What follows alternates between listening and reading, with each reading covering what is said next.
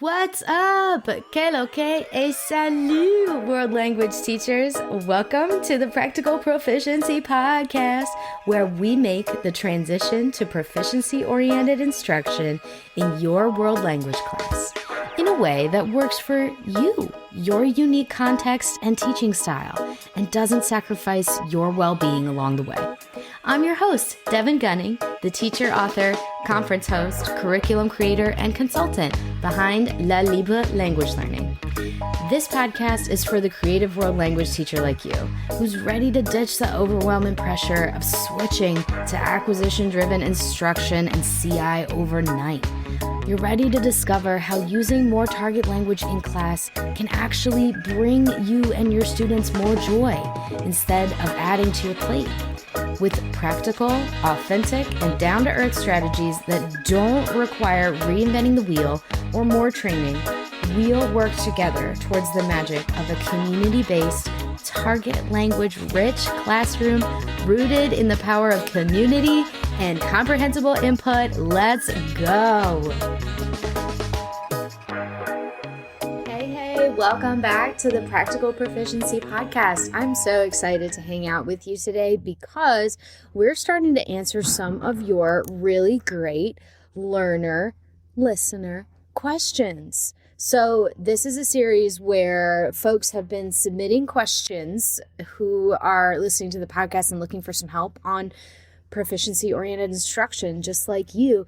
And many of the questions came to be around the entire subject of grammar and what is the role of grammar in a more proficiency-oriented model for your students when using more target language in class. Like, where does this fit in? Because there is a lot of conflicting opinions, I would say, rather than information. So today, let's talk about your grammar options, what it can look like in your program, and what the transition and the practical approach is rather than the all or nothing approach. So I will preface this by saying that this is actually the most common topic that I get hired to teach in school districts. So if you are struggling with the role of grammar in your own program, or if you know your district could use some love on this topic, this is something that I teach about a lot and would love to come visit your school about. But let's get into 3 options that you have for your instructional strategy when working with grammar and making it fit in its right place in your proficiency-oriented program. What we're going to be looking at today, if you're watching via video, for the video version of the podcast, you're going to see a sampling of some slides for a workshop that we did together for my PD program, the Practical Proficiency Network. Because again, this is a really important part of understanding how to make proficiency-oriented instruction work for you instead of working so hard for proficiency. So this is a whole module within the Practical Proficiency Network, and you're going to see a little bit of some examples here. So in this module of instructional strategy, we were talking with members about what is the role of grammar. That's one of the lessons here, and you can see some of the other sections that we talk about as well, including reading and things like that. So let's talk about getting practical here. And there's this great article that's honestly kind of old now. It's like over a decade from Alyssa Villarreal, all about it's not really either or when talking about grammar. And as a reminder, the role of grammar has now been established in the main guiding ACTFL principles as well. And one of the things that ACTFL says, I think it's number 9, in their guiding principles, is talking about the role of grammar as well. And the role of grammar is presented in ACTFL as, well, grammar is a concept in context. And it talks about more in depth the role of grammar in your program and how it's less about grammar being your program and more about grammar being a stepping stool or even just a piece of the toolkit that your students have access to create more original and hopefully more accurate language, although that's not the focus of most of the proficiency levels we're working with. So here's what this article says, going back to that, even before those guidelines got updated. I think it's from like 2012 or 2013. So this is not a new idea. But Alyssa says here in this article published in The Language Educator that quote, "It does not mean that we abandoned grammar or accuracy," unquote. For context, we're talking about a proficiency program. Back to the quote, "but rather that we align it to the proficiency guidelines." So that's what we're going for here. What does that really mean for us? In the Practical Proficiency Network and on this podcast, you will hear me talk a lot about the role of grammar. And this is the way I like to envision it, is that in the past, if the journey that we're going on with our students is a vehicle and you're going on a fun road trip, it has been perceived in the past that grammar was the one driving the car, that it was going to direct you on where you should go next.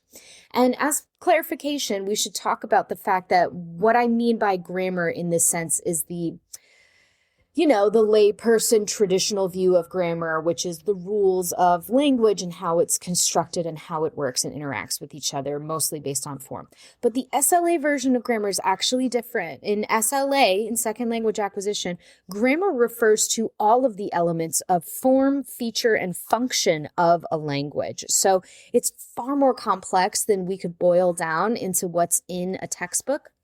There's that famous saying from BVP, Bill Van Patten, that what's on page whatever of the textbook, what page 42, is not what ends up in your head.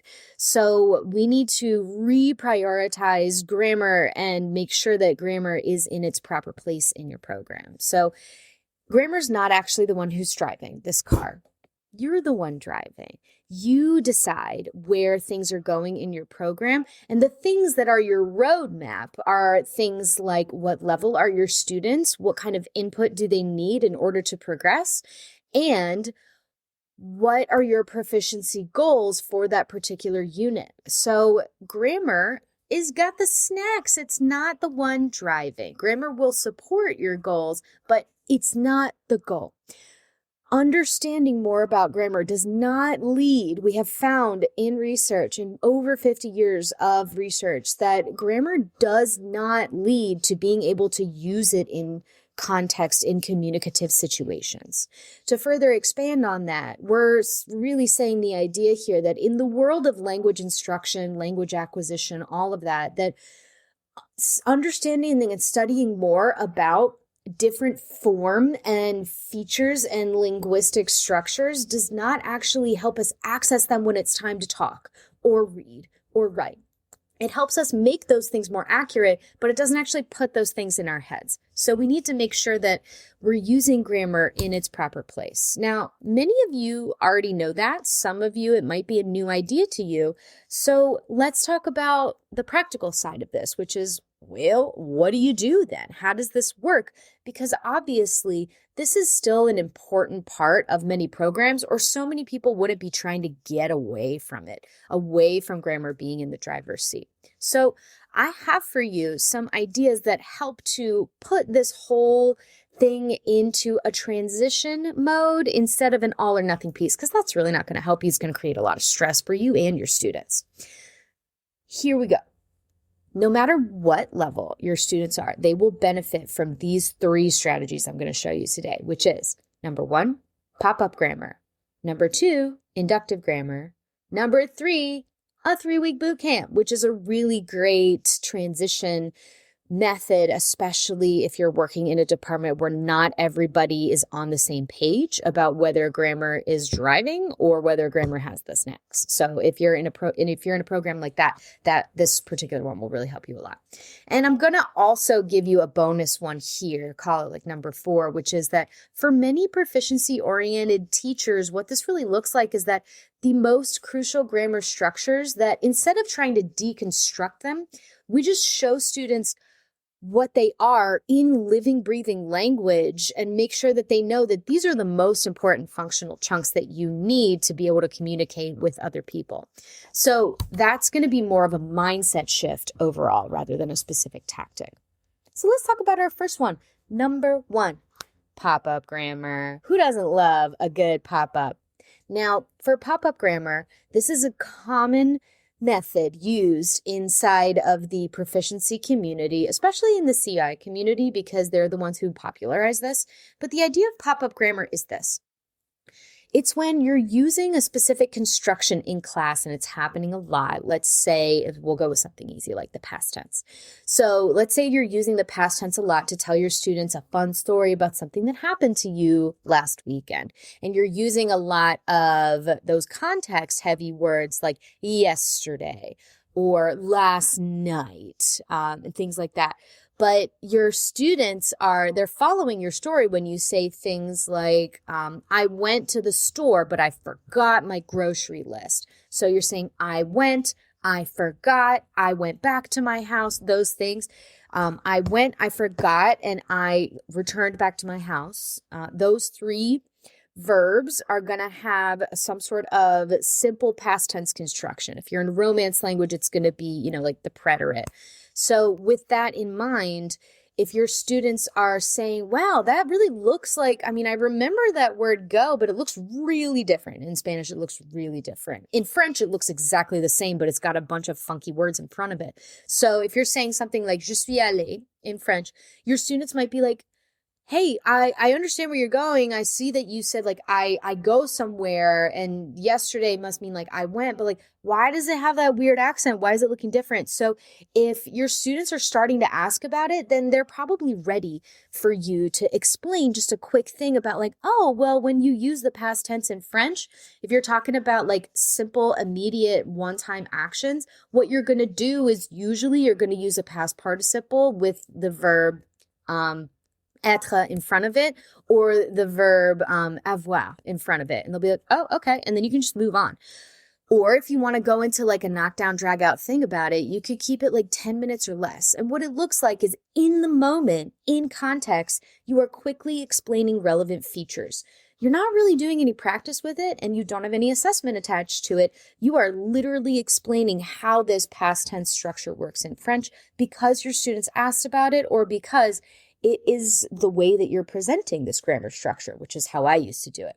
So what this does is the purpose of it is for them to understand and put together some of those functional elements of, ooh, cool, look at the structure that I already know, which is this verb aller, and look how it forms differently depending on whether it's in a different time frame or not. So it really helps enrich that communicative ability in that specific moment with just that specific phrase.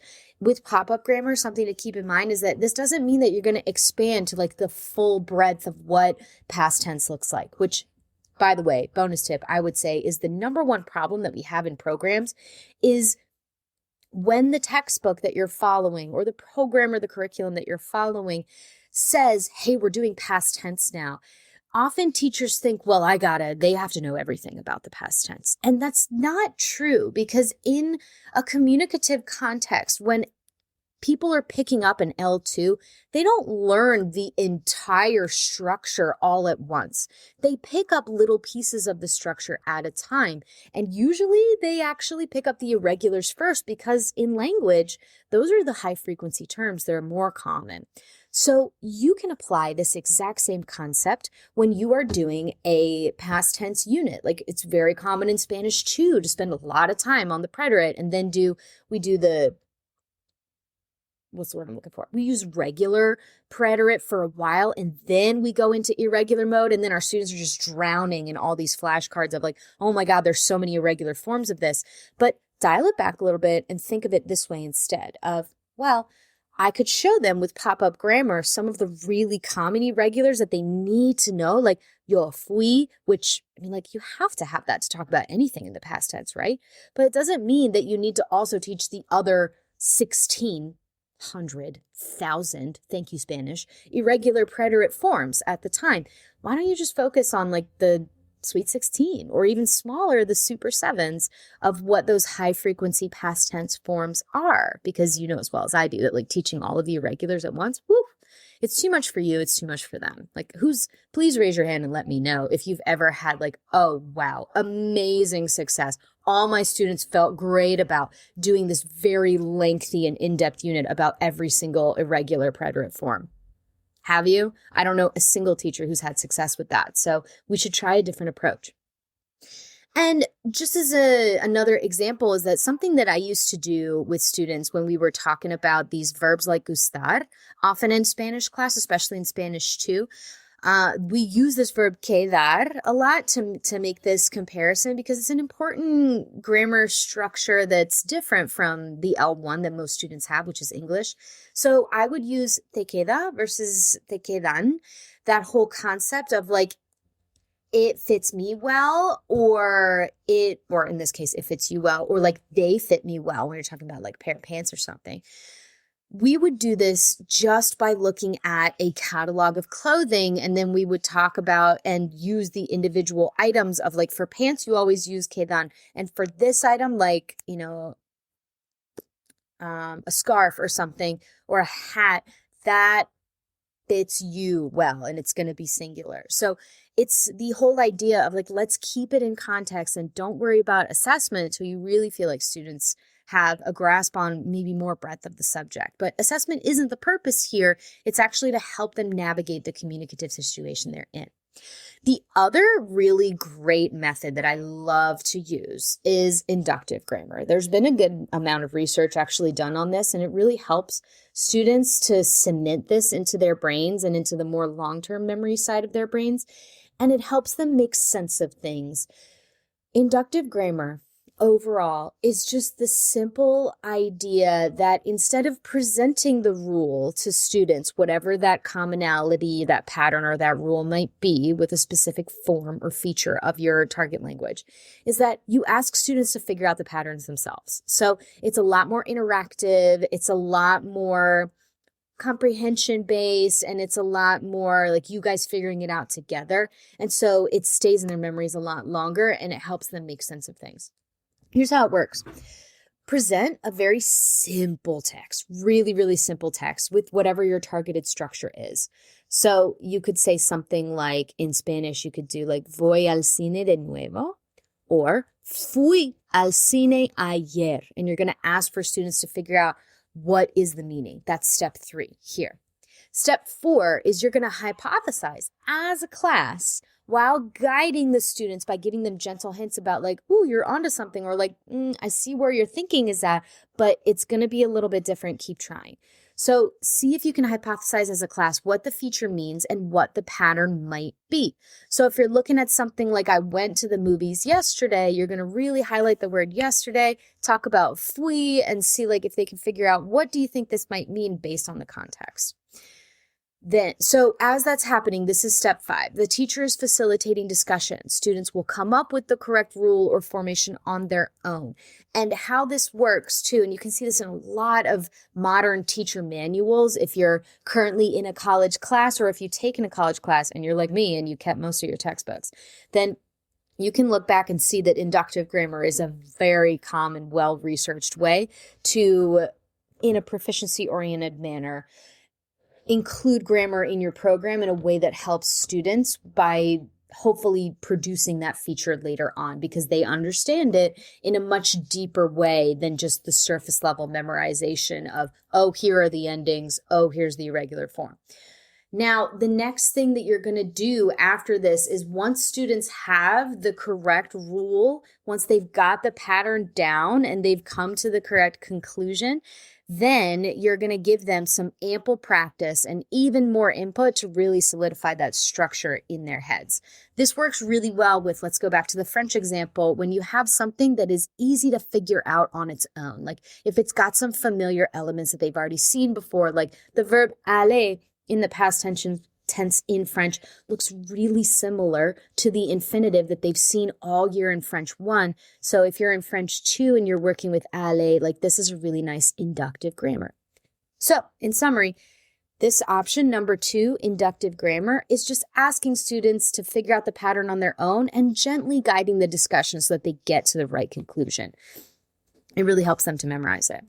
Now, if you are like me and you are team the less grammar, the better, not because grammar is bad, but just because it doesn't actually lead to acquisition. It just helps to transform and make the acquisition that's already in your students' heads more accurate. And since accuracy is not really a focus of my classroom and never has been, that can be like a whole nother episode that we talk about, is that when you're just hoping to have students have more fluency, more words to use, and more context and communicative situations in which they actually feel comfortable producing things, grammar's not really going to help you get there.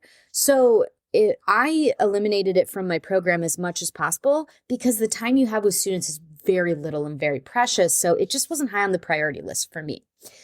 So what I would do, because I didn't know where my students were going to go after they were hanging out with me in French 2, they could go to a French 3 program that was very grammar heavy. They could go to a college program because I was working with a lot of high school seniors at that time. And they could potentially do a college exam where they're trying to get out of French 101 and just jump right into French 102, which would save them a lot of time and money. So I want them to be really happy with those results. And a lot of programs are still pretty grammar based. So something that I would do is tip number 3, which is a 3-week grammar boot camp.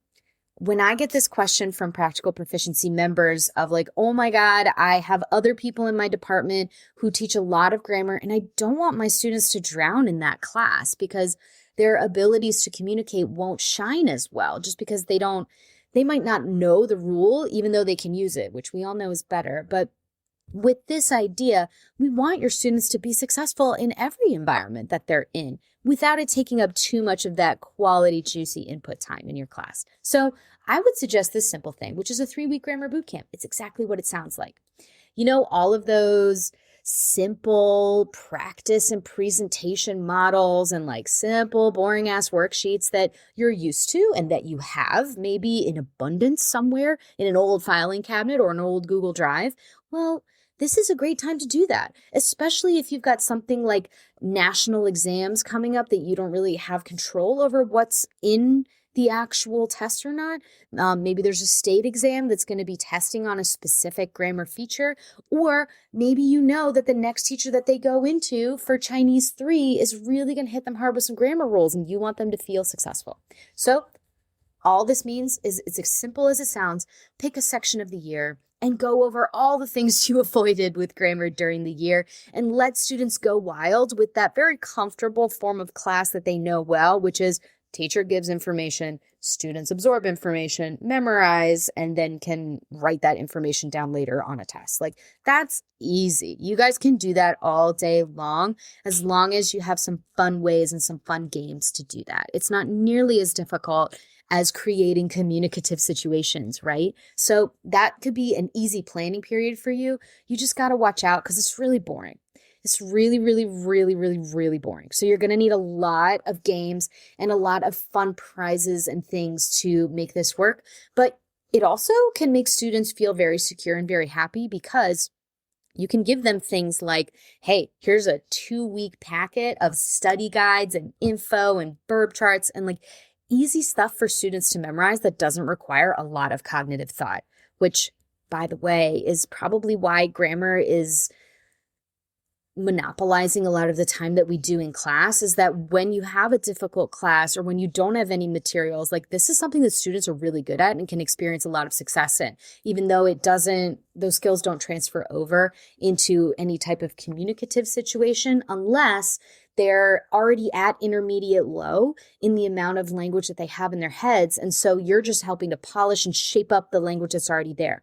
But again, it doesn't create new language. So this is a really nice way to shape and polish things up before an important test or before moving to a new class that you know there's going to be a lot of conjugation flashcards in there.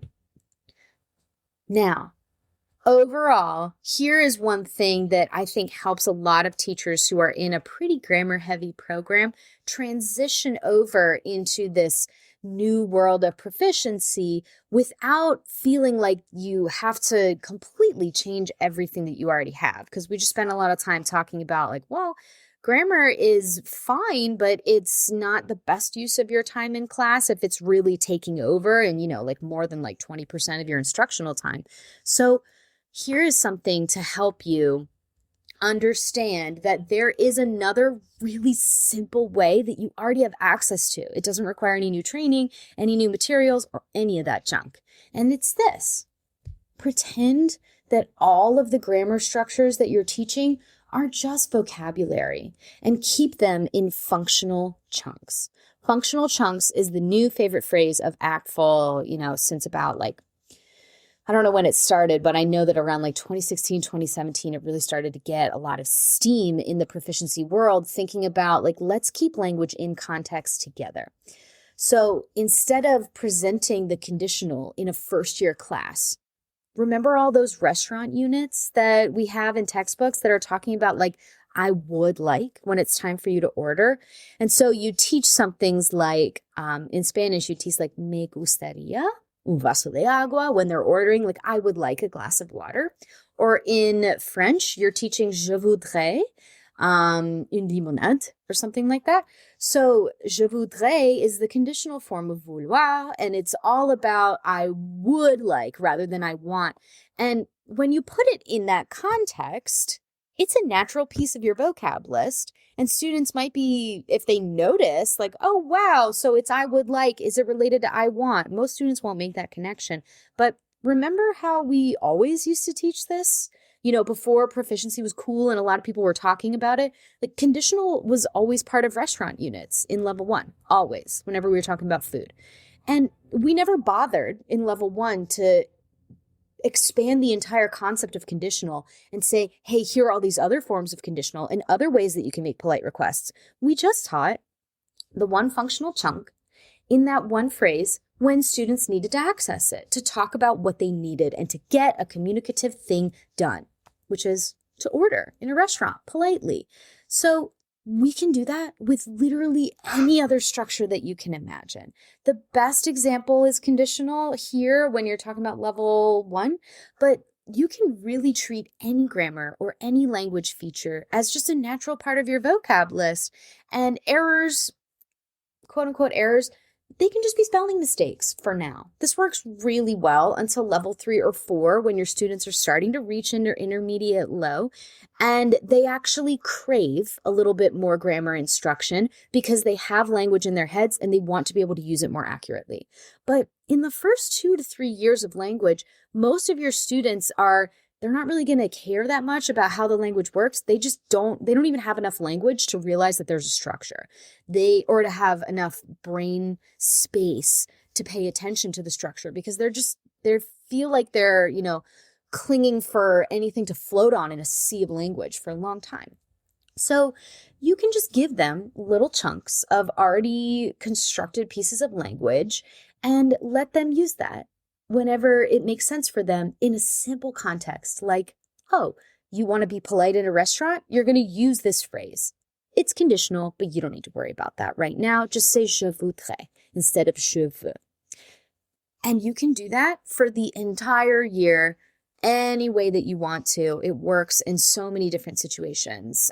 This was one of the main ways that I moved more towards proficiency in my program without changing anything about the current program that my school was following, because it wouldn't make sense for me to change the program, right? It just made sense to change a little bit about how I presented it and taught it. If you're doing this, I would say too, it also makes sense that you're not going to assess whether students can produce or, break down the verb vouloir and put it back into conditional, right? That doesn't make any sense. What does make sense is if you're going to give them 2 different verbs that they could possibly use for I want and I would like, and make sure that they circle the one that says I would like to be more polite in a restaurant situation. That's a way you can assess that.